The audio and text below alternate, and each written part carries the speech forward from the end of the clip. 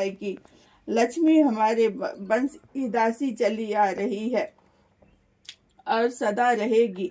बड़ा बोल न बोलो ठाकुर, समय बदलते देर न लगेगी। माँ लक्ष्मी की यदि आप उपासना नहीं कर सकते तो उन्हें अपमान तो मत करो।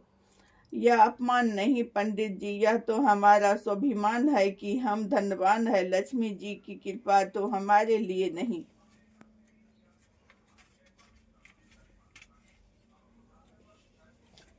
नहीं पुरानी है। ठीक है ठाकुर, परंतु एक बात आपको फिर कहता हूँ, लक्ष्मी जी के उपासक बनो, उनका आशीर्वाद प्राप्त करो, उनकी भक्ति करो, अन्यथा एक दिन पछताओगे। यह कहकर पंडित जी चले गए। जाओ जाओ कंगाल ब्राह्मण, स्वयं के पास तो लक्ष्मी है नहीं, दूसरों को लक्ष्मी देखकर जलते हो। और फिर उसी रात गांव में बहुत बड़ी डकैती पड़ी। ठाकुर साहब की हवेली से डाकू ने सारा धन लूट कर ले गए। कल तक का धनवान एक ही रात में कंगाल हो गया। रो रो कर उनका बुरा हाल हुआ तो रोता पीटता पंडित तोताराम के शरण में आ पहुंचा। ठाकुर साहब, आप पंडित जी ने आश्चर्य से ठाकुर की ओर देखा, जैसे ही कोई अनहोनी बात हो गई हो। हाँ पंडित जी, मैं ही हूँ आपका ठाकुर, परंतु आप रो क्यों रहे हैं? इसलिए कि मेरा सारा खजाना लुट गया। आपने ठीक ही कहा था कि इंसान को कभी इन धन का गर्व नहीं करना चाहिए। लक्ष्मी पूजन से ही लक्ष्मी जी को प्रसन्न किया जाता है। बोलो वैभव लक्ष्मी माता की जय। गर्व घमंड से नहीं। चलो, आपकी समझ में आया तो सुबह का भूला यदि शाम को घर आता है तो उसे भूला नहीं कहते। प्रभु अपने सब भक्तों की भूल को माफ करते हैं। पंडित जी, अब मेरा क्या होगा? मेरा सारा धन चला गया, मैं तो लुट गया हूँ। पुरखों का दिया खजाना चोर डाकू लूट कर ले गए। ठाकुर साहब ने बच्चों की भांति फूट फूट कर रोने लगे। ठाकुर साहब, जिस माँ लक्ष्मी को आपने अपने अभिमान से ठोकर मारकर कहा कि यह लक्ष्मी तो हमारी दासी है, अब उनको फिर से प्राप्त करने के लिए एक ही मार्ग बचा हुआ है। वह कौन सा? ठाकुर ने जल्दी से पूछा। देखो, मेरे पास यह एक ही पुस्तक रखी हुई है जिसका नाम है माँ वैभव लक्ष्मी व्रत कथा। इस पुस्तक का पाठ आप हर दिन सुबह के समय करें। हर शुक्रवार को माँ का व्रत पूरे परिवार सहित करें। व्रत वाले दिन यह व्रत कथा दिन में 2 बार घर पर करनी होगी। पहले आप, फिर आपकी पत्नी, और माँ की कथा करके माँ लक्ष्मी का नाम का प्रसाद बांटे। 11 शुक्रवार व्रत करने पर 11 व्रत पर माँ वैभव लक्ष्मी व्रत कथा के साथ 11 कन्याओं को घर पर भोजन करवा कर लक्ष्मी पूजन करते हुए माँ से अपनी भूल के लिए क्षमा याचना करें। उन 11 कन्याओं को एक एक माँ वैभव लक्ष्मी व्रत कथा की प्रति अपनी पत्नी की ओर से भेंट स्वरूप दे, ताकि माँ वैभव लक्ष्मी का कार्य आगे बढ़े। बस इस शुभ कार्य को आपका खोया हुआ धन वापस मिल जाएगा।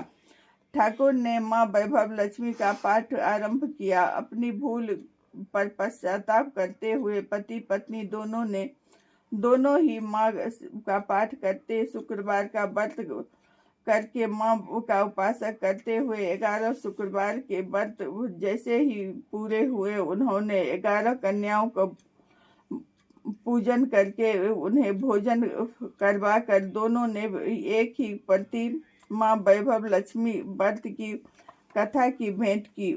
ठीक उसी समय उसके घर पर पुलिस अफसर आए। उन्होंने आते ही यह सूचना दी कि आपका खोया हुआ खजाना डाकुओं से मिल गया है। हमने डाकुओं के इस गिरोह को पकड़ लिया है। आप अपना लूटा हुआ धन वापस ले जा सकते हैं।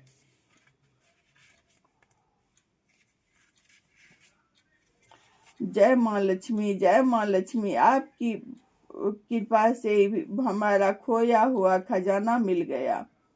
रामलाल बेचारा एक छोटा सा दुकानदार था जो अपनी दुकान चलाकर घर का खर्च चलाता था। ईश्वर के तो यह अपने ही रंग थे कि वो उसके घर में बेटियां पैदा हुई। बेटी के जन्म को न जाने क्यों हमारे देश में अच्छा नहीं समझते। बेटी होती है तो लोग रोने लगते हैं, बेटा होता है तो बड़ी खुशियां मनाते हैं, जैसे बेटी उनके लिए वो कोई खजाना लेकर आया हो और बेटी ने आकर उनका सब कुछ लूट लिया हो। यही हाल रामलाल के घर में भी था, लेकिन रामलाल ने अपनी हर बेटी के जन्म पर घर में खुशियां मनाई, सब मोहल्ले वालों को लड्डू बांटी और खुशी खुशी कहता फिरता मेरे घर में लक्ष्मी आई है। सब लोग रामलाल की खुशी नहीं देखते हैं, हैरान हो रहे थे कि एक दूसरे की से बातें कर रहे थे कि अभी तो ये बहुत प्रसन्न हो रहा है, जब लड़की की शादी करनी पड़ेगी तो पता चलेगा। आजकल तो लोग लाखों से कम में दहेज की बात नहीं करते। रामलाल सब लोगों की बात सुनकर यही कहता, एक ही उत्तर देता, और भाई चिंता किस बात की, लाखों लगे या करोड़ों, लक्ष्मी तो स्वयं अपना प्रबंध अपने आप करती है। मेरे पास तो दो लक्ष्मी है, मैं भला लक्ष्मी की चिंता क्यों करने लगा। एक सत्य बात तो यह थी कि रामलाल के घर में प्रतिदिन माँ वैभव लक्ष्मी का पाठ होता था। उनकी पत्नी सुबह स्नान करके नए वस्त्र पहनकर माँ वैभव लक्ष्मी कथा करती। सारे परिवार वाले सदस्य माँ लक्ष्मी की कथा को सुनते। हर शुक्रवार को माँ लक्ष्मी का व्रत पूरा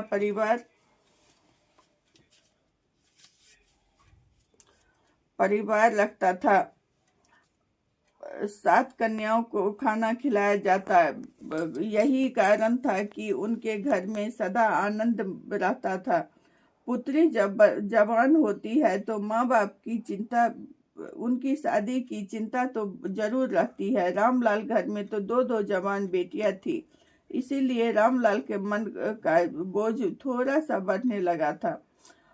वह माँ लक्ष्मी का उपासक था, उसे भी अपना सहारा समझकर प्रतिदिन यही